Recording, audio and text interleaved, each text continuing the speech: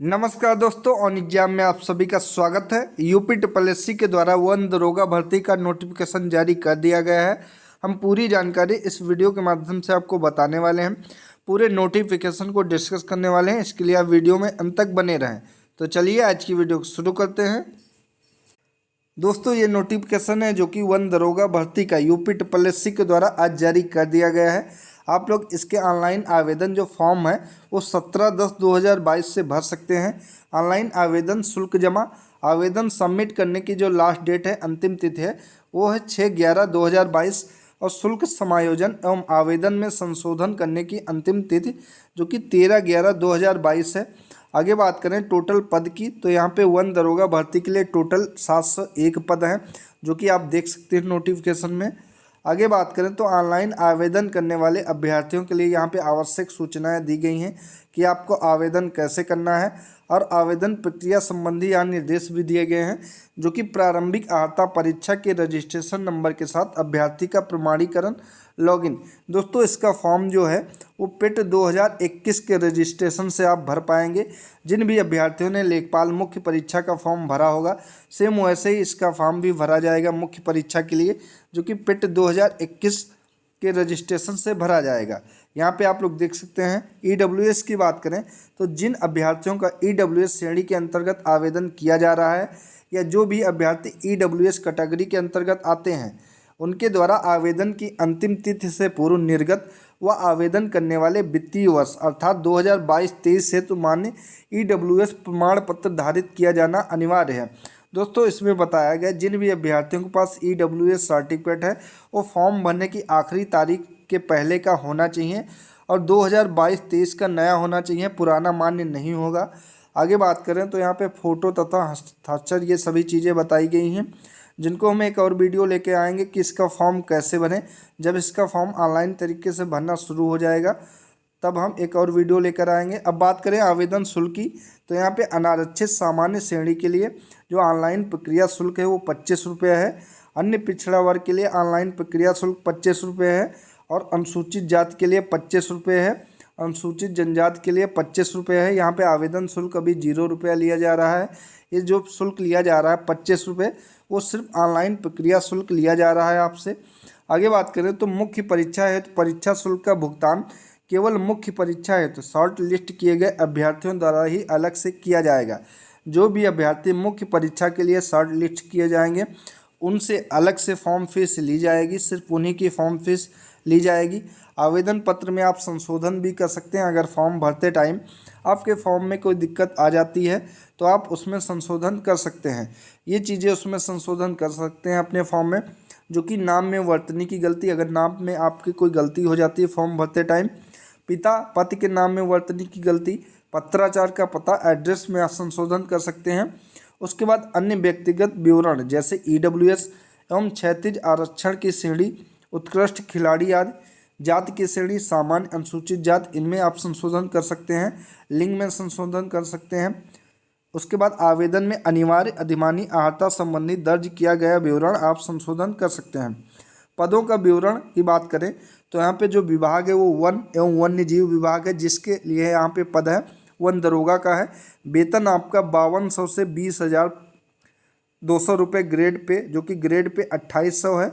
Level 5 है। Matrix रुपया 29,200 से लेकर 92,300 रुपया है। आयु सीमा की बात करें तो न्यूनतम 21 वर्ष है और अधिकतम 40 वर्ष है। अनारक्षित श्रेणी के लिए यहाँ पे 288 पद हैं, यानी कि जनरल श्रेणी के लिए, और अनुसूचित जाति के लिए यानी कि एससी कैटेगरी के लिए 160 पद हैं।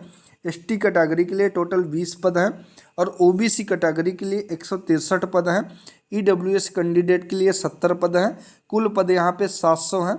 स्थायी या अस्थायी हैं, जो कि घटाए या बढ़ाए भी जा सकते हैं बोर्ड के द्वारा, यूपी ट्रिपल एससी के द्वारा। अब बात करें क्षैतिज आरक्षण की, तो यहाँ पे वन दरोगा के जो कि स्वतंत्रता संग्राम सेनानी के आश्रित 14 पद हैं। महिलाओं के लिए 140 पद हैं। सैन्य वियोजित भूतपूर्व सैनिकों के 35 पद हैं। उत्कृष्ट खिलाड़ियों हेतु 14 पद हैं और दिव्यांग जन के लिए यहाँ पे कोई भी पद निर्धारित नहीं किया गया है। आगे नोटिफिकेशन में बताया गया है कि उत्तर प्रदेश की महिला अभ्यर्थियों के मामले में पिता पक्ष से निर्गत जाति प्रमाण पत्र ही मान्य होगा। जो कि पिता पक्ष से बनाया जाएगा वही सिर्फ मान्य किया जाएगा।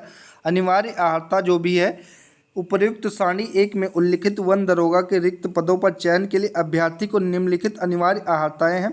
जो कि वन दरोगा के पद पर सीधी भर्ती है तो किसी अभ्यर्थी के लिए भारत में विधि द्वारा स्थापित विश्वविद्यालय से गणित, भौतिक विज्ञान, रसायन विज्ञान, वनस्पति विज्ञान, जंतु विज्ञान, वानिकी, भूगर्भ विज्ञान, कृषि सांख्यिकी, पर्यावरण विज्ञान में 2 या अधिक विषय के साथ स्नातक उपाधि अथवा अभियांत्रिकी में स्नातक उपाधि या पशु चिकित्सा विज्ञान में स्नातक उपाधि धारित करना या सरकार द्वारा मान्यता प्राप्त उसके समकक्ष अर्हता धारित करना आवश्यक है। सिर्फ यही अभ्यर्थी इसका फॉर्म भर सकते हैं। अधिमानी अर्हता जो भी है वो अन्य बातों के समान होने पर ऐसे अभ्यर्थी को सीधी भर्ती के मामले में अधिमान दिया जाएगा, यानी कि वरीयता दी जाएगी, जिसने प्रादेशिक सेना में न्यूनतम 2 वर्ष की अवधि तक सेवा की हो या राष्ट्रीय कैडेट कोर का बी का प्रमाण पत्र प्राप्त किया हो। इन लोगों को वरीयता दी जाएगी। आयु सीमा की बात करें तो वन दरोगा के पद पर सीधी भर्ती के लिए यह आवश्यक है कि अभ्यर्थी ने उस कैलेंडर वर्ष की जिसमें रिक्तियां विज्ञप्त की गई हैं 1 जुलाई को 21 वर्ष की आयु प्राप्त कर ली हो, यानी कि जो आयु की गणना है वो 1 जुलाई 2022 से की जाएगी और अधिकतम आयु 40 वर्ष से नहीं होनी चाहिए। सिर्फ वही अभ्यर्थी इसका फॉर्म अप्लाई कर सकते हैं। आरक्षण की यहाँ पे बात की गई है। चयन का जो आधार है वो लिखित परीक्षा के आधार पर किया जाएगा। विज्ञप्ति पदों पर चयन अधिसूचना दिनांक 11 मई 2015 द्वारा प्रख्यापित उत्तर प्रदेश समूह ग के पदों के लिए सीधी भर्ती रीति एवं प्रक्रिया नियमावली 2015 के अनुसार है। यहाँ पे आप लोग डिटेल में नोटिफिकेशन को देख सकते हैं। इसको मैं अपने टेलीग्राम चैनल ऑन एग्जाम पे अपलोड कर दूंगा, जिसका लिंक नीचे डिस्क्रिप्शन बॉक्स में दे दूंगा। वहां से जाकर आप इसका नोटिफिकेशन डिटेल में देख सकते हैं। यहाँ पे शारीरिक मानक परीक्षण एवं शारीरिक स्वस्थता परीक्षण है, यानी कि आपकी रिटन परीक्षा हो जाने के बाद शारीरिक मानक परीक्षण एवं शारीरिक स्वस्थता परीक्षण किया जाएगा। शारीरिक मानक नियम के अनुसार आपकी यहाँ पे हाइट जो है वो पुरुष की 163 सेंटीमीटर होनी चाहिए और सीने का घेराव जो है पूरा फुलाने पर 84 सेंटीमीटर होना चाहिए और फैलाव 5 सेंटीमीटर होना चाहिए। महिलाओं के लिए 150 सेंटीमीटर ऊंचाई है, 79 सेंटीमीटर सीने का घेराव होना चाहिए और 5 सेंटीमीटर यहाँ पे फैलाव होना चाहिए। परंतु यह अनुसूचित जनजातियों और गोरखा, नेपाली, गढ़वाली और कुमाऊनी मूल वंश के अभ्यर्थियों के मामले में न्यूनतम ऊंचाई में छूट इस प्रकार है, जो कि पुरुष अभ्यर्थियों के लिए 152.5 सेंटीमीटर होनी चाहिए और महिला अभ्यर्थियों के लिए 145 सेंटीमीटर होनी चाहिए। शारीरिक मानक नियम के अनुसार शारीरिक मानक नियम 13(2) के अनुसार पुरुष अभ्यर्थियों से 4 घंटों में पूरी की जाने वाली 25 किलोमीटर और महिला अभ्यर्थियों से 4 घंटे में पूरी की जाने वाली 14 किलोमीटर की पैदल चाल परीक्षण में अर्हता प्राप्त करने की अपेक्षा की जाएगी।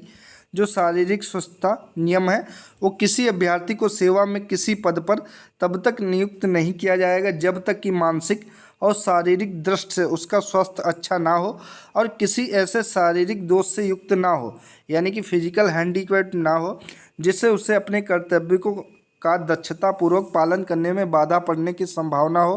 किसी अभ्यर्थी को सीधी भर्ती द्वारा नियुक्त के लिए अंतिम रूप से अनुमोदित किए जाने के पूर्व उससे यह अपेक्षा की जाएगी कि वह चिकित्सा परिषद के परीक्षण में सफल हो जाए। किसी महिला अभ्यर्थी को परीक्षण के आधार पर 12 सप्ताह या अधिक की गर्भवती पाए जाने पर अस्थायी रूप से अस्वस्थ घोषित किया जाएगा। प्रसूति के दिनांक से 6 सप्ताह पश्चात स्वस्थता के लिए उसका पुनः परीक्षण किया जाएगा। उसके आधार पर उसका मेडिकल सर्टिफिकेट बनाया जाएगा। यहाँ पे लिखित परीक्षा के संबंध में विशेष नोट है। तो वन दरोगा की लिखित परीक्षा हेतु विज्ञप्ति पदों के सापेक्ष श्रेणीवार 15 गुना अभ्यर्थियों अंतिम कट ऑफ अंक परसेंटाइल स्कोर 0.2 स्थान तक धारित करने वाले समस्त अभ्यर्थियों को सम्मिलित करते हुए मुख्य परीक्षा है शॉर्ट लिस्ट किया जाएगा। इसमें बताया गया जितनी भी वैकेंसी 702 वैकेंसी हैं इनके 15 गुना अभ्यर्थियों को बुलाया जाएगा मुख्य एग्जाम के लिए। जितने भी हो रहे हो अभ्यर्थी सिर्फ इन्हीं को बुलाया जाएगा, इनका अलग से कट ऑफ पेट का जारी किया जाएगा। और दोस्तों ध्यान रहे जो भी अभ्यर्थी उत्तर प्रदेश के मूल निवासी नहीं है, किसी दूसरे राज्य के निवासी हैं, तो उन्हें आरक्षण का लाभ किसी भी कैटेगरी के लिए नहीं दिया जाएगा। वो सिर्फ जनरल कैटेगरी में आएंगे, उनका चयन होगा तो जनरल कैटेगरी की कटाव पर किया जाएगा। तो दोस्तों ये थी आज की इम्पोर्टेंट वीडियो। अगर अच्छी लगी वीडियो को लाइक एंड शेयर करें और चैनल को सब्सक्राइब करें। धन्यवाद।